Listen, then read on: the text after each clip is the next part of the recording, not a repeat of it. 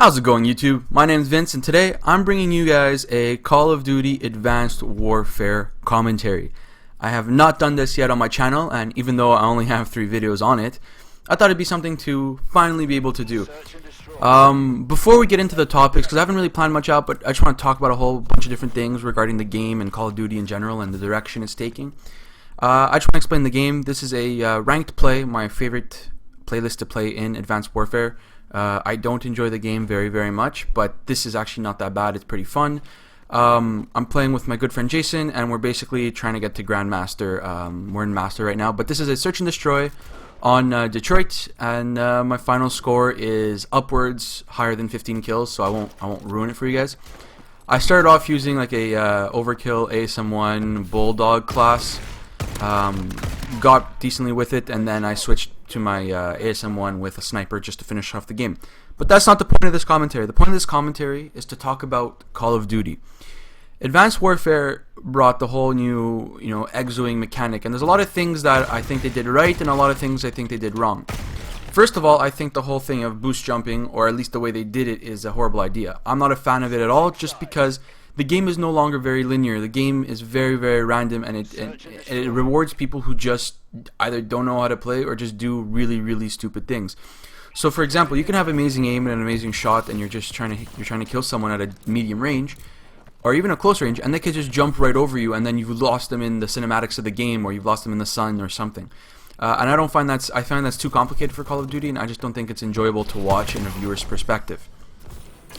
But what I did like about the whole movement mechanic, better than actually this nice 3-piece with the Bulldog here, I thought we should cut to that for a moment. But actually, the thing I do think they did good with the exo movements, and I don't know if it's really I think, yeah, it's definitely an exo movement, but it's not the jump, it's actually their dashing. I absolutely enjoy their dashing. I didn't really like the Black Ops Dolphin Dive, or the the different dashes from the other games, or from Ghosts, the kind of like little, knee skip, whatever you call it. But I really do enjoy the dashing in this game, when you can dash in every direction. I thought that was a great implementation, and I'm not sure, I don't think it's in Black Ops 3 because I haven't seen it. I know in Black Ops 3 there's kind of like a boost, but from the people that have played it so far, they said it's not really a boosting, it's more of kind of like an escape. Not even an escape, it's just to get to higher places. It's a movement more than an actual battle version or battle tactic. Which is great, because if that is the case, then it's going to play a lot like classic Call of Duty, like everybody wants, and I don't think anybody will complain about that. But I really wish they kept the dashing ability from this game, because I think that's actually very useful and very handy. It allows you to evade bullets, and it's not overpowered, it's not annoying. So I think that they did very well. As far as weapons go, I didn't really like the weapons in this game. I found they're very linear. No one would use much variation. Everyone used pretty much the same thing. Which is the ASM1, the BAL, and the Morse. Every once in a while you see an HBR, an AK-12 come out, but it's very rare that you see that. Which is okay for competitive. For competitive, it's good to have linear weapons. It's good to have the same thing. It's good to have I guess we could say, similar meta, or a very linear meta. I know I've been saying linear a lot, but that's the only way I can kind of explain it. But as far as casually playing, I think they really didn't do it properly, and this is another fail on my part. I got prone blocked. And the fact that they have variants to the weapons, I think, was a horrible idea, just because it makes it extremely unfair, especially that they have it in the ranked playlist. Turn on. But I think that was a horrible idea. But I do like the idea of having different color weapons and skins and things like that. Maybe, not as much micro purchases, or from, micro DLC from the store that you have to buy everything. But kind of in the direction that CSGO is going. I was talking to my friend Anthony about this, and we're saying that, if they did something like CSGO, where it doesn't change the weapon's stats, but it just makes it nicer, and there's rare versions of weapons, I think that would be great for the game, and I mean, it's proven to work, right? Everyone on CSGO loves their skins. I mean, so do I. I haven't played it for long, but I love to, open the crates and get skins. So in Black Ops, I'm kind of hoping they have that ability. I know that kind of plays on camos, but the game should have basic, nice, the regular camos that we've always had. Blue tiger, red tiger. I like for fall to come back, gold, diamond, that type of stuff that you earn by headshots or some sort of weapon achievements. But then like some really cooler ones, some nicer designed ones. You could have some micro DLC versions, but essentially that would be micro DLC for opening crates. But I mean, like in Advanced Warfare, you can also get the supply drops So there are aspects of this game that was very, very well done, but horribly implemented. And I think with the right management, and I think Vonder is going to do a great job with that. You know, with the right management, they can actually really design a very well thought out game and a very enjoyable game. So we've talked about weapons. Excuse if you hear any noise in the background. It seems to be very busy around my house at this time, and I'm not sure if my mic's picking it up. But so we've talked about weapons. We've talked about the exos. Black Ops so far. Black Ops 3 looks amazing in the gameplay. It looks very, very linear. I mean, they didn't have to put in wall running, but we'll see how that goes. It's looking awesome. Weapons we've talked about. Maps. This game I found was really horrible for maps, and I think the sole blame should be on the fact that they have exos. They didn't follow that 3-lane, 2-story building or map design that they used to do. It's very, very it's full of little gimmicks and holes and nooks and crannies, and it's not enjoyable because I've never seen a Call of Duty that you have to check so many corners, because even if they're there, they can dash out so fast or whatnot. So definitely the maps I found were probably the weakest out of all the Call of Duty maps. Yeah, probably the weakest. I mean, there's only a few really good maps, and most of them are like only good for one game mode. So like Detroit, I find, is the only map that's good in all game modes, and I think it's pretty much the only one I love to play the most. Other than that, I mean, Recovery is okay, and Riot isn't that bad for Search and Destroy, but for every other game mode, I'm not really a fan of it. But again, I primarily play Search and Destroy more than anything. So I can't really judge on the other game modes as much. I play Hardpoint too, but that's done in the Hardpoint rotation for competitive. But yeah, so the maps, they really need to go back to the older system. Ideally, I would just love for World at War to come back as a game. I mean, I don't think anybody would disagree. World at War wasn't a competitive game, but damn, it was one of the most fun pub games to play out of all the Call of Duties, pretty much.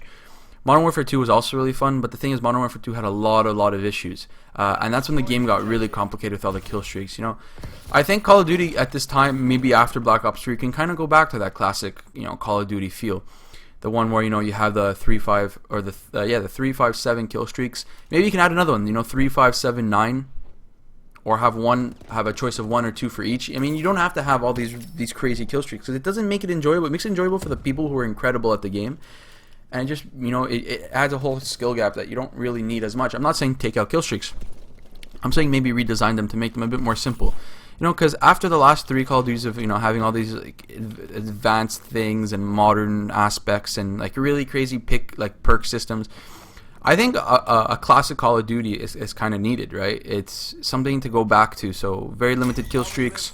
A regular perk system. You can't have 6 perks. I like the fact that you can have 1 or 3 perks. That's what makes the game fun, is you have to choose, you have to sacrifice. I guess you can have the ability to add 1 extra perk to 1 extra slot. That's fine. If you can have 4 perks maximum, I think everybody would love that. It just makes the game simple, and it makes the game be able to play the way it's supposed to be played, right? Like the old Call of Duties.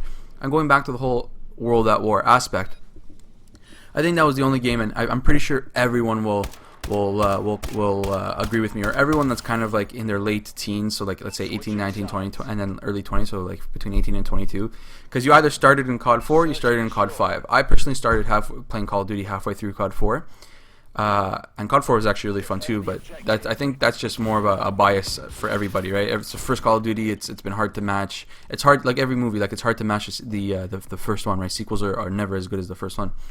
But I'm saying World at War was like the most fun pub Call of Duty to play. It was just, everyone would play with a bunch of friends, so that could also be a big aspect of it. But it was just so fun. It was like something where we'd come back from school, it'd be a party of 6, and we'd just stay on for hours. Now with the new Call of Duties, especially Advanced Warfare, which I really don't like, it's stressful. I mean, I'm playing casually with my friends, and I'm breaking a sweat because I can't even pay attention to what's happening. There's someone jumping. There's a kill streak here. There's advanced. What are those kill streaks called? The one where it hacks your screen. That's so dumb. Well, who thought of that, right? So there's things they could have done better. I mean, the game isn't. I don't like the game.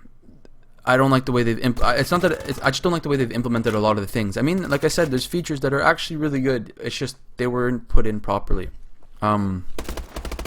So there's a lot of notes Black Ops could take from that, and Black Ops 3 could take from that, and just make them better, because like we've discussed, that's all it takes, right? You can have the best idea in the world, but if it's horribly implemented, it's horribly implemented. You know, too much DLC is awful.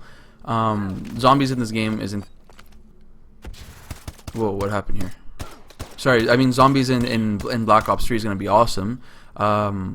Switching sides. I actually didn't mind zombies in World at War. They were pretty fun. I like the original ones, right? I liked I don't even know if I'm gonna probably butcher the name, but Nach der Untoten probably, and actually no, I liked all the World at War zombies. But the thing is, like in World at War, I was so I was so, I guess, fixated on prestiging and ranking up that I didn't play as much. Actually, you know what, that's a good segue for another aspect I didn't like of Advanced Warfare, were the prestiges. Already I found 15 prestiges way too long, because, as you know, many people have said it, especially Team Martin in the video, you know, you either prestige or you don't. And I tend not to prestige because I don't like to have to re-unlock everything. I like to be able to play with whatever I need, you know?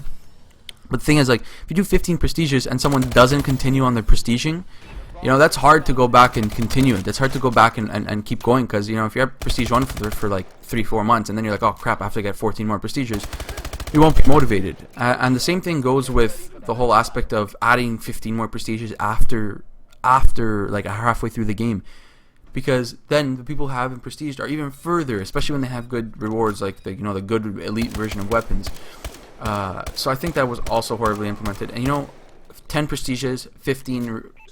You know what? I don't even think 15 is a good idea in general. You know, 10 prestiges, and then you have other ways of like other unlockable abilities after, you know, 10th prestige, just to keep the game better. You know, you don't add prestiges as the game goes on, because that's kind of like, it's like a trick, right? You're like, oh, I finished the game. Oh, no, I haven't. I'm only halfway done. You know, so I think that wasn't properly done.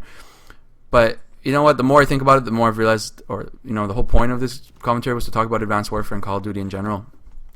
But I've pretty much just been hating on Call of Duty or Advanced Warfare the whole time. I think all of my points could be summed up that we need a classic version of Call of Duty.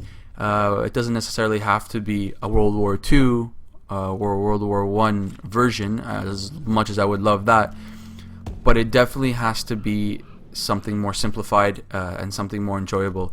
They have to listen to the community a lot, and they have to make games that are really fun to play, and kind of attribute or kind of think about how the players or the player base like to play the game.